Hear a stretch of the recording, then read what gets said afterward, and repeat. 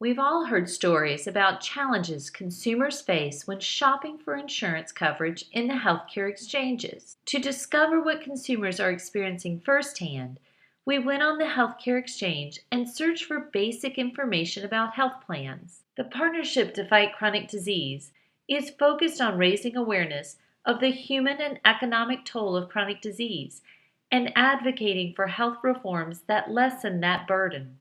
For all consumers, but particularly for people with chronic diseases, having good healthcare coverage is critically important. There are many questions consumers want to answer. Two basic ones are, can I keep my doctors, and are my medicines covered?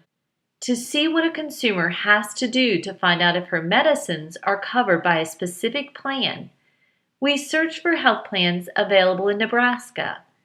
We used healthcare.gov for our search because Nebraska uses the Federal Healthcare Exchange.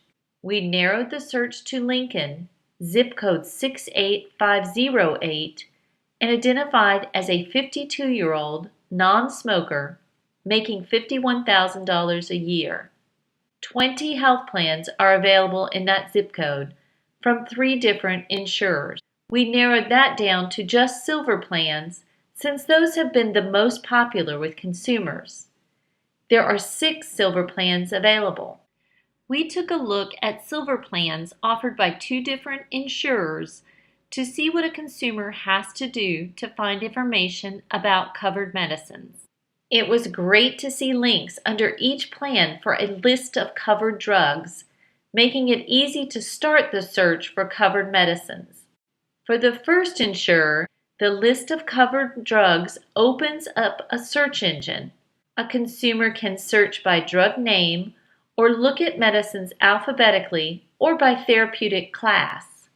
The therapeutic class names, however, are not consumer friendly. For example, a consumer would need to know to look under anti-hyperglycemics to find diabetes medicines.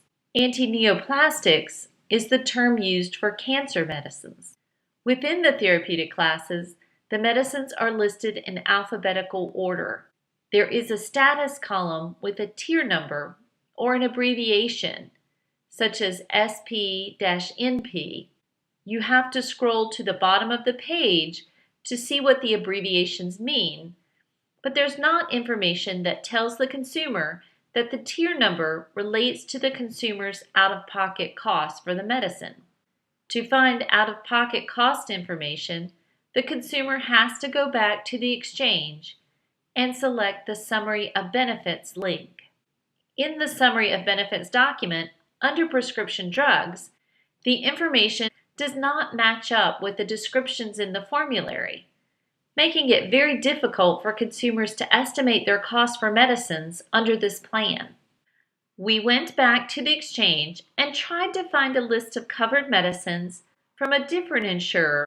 We selected the List of Covered Drugs link under the plan and opened a document labeled 2015 RX Preferred Drug Guide, 3-tier.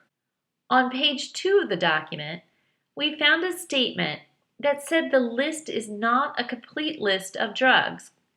The document then goes on to state that not all the drugs listed are covered by all pharmacy benefit programs. It's confusing for a consumer to learn that the drug list provided isn't complete and also may list medicines that aren't covered under the plan she's considering.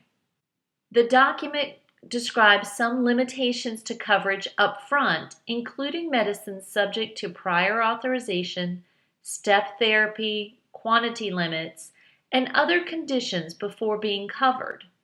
On page 5, the document provides a table of contents for the medicines listed using very technical therapeutic class names.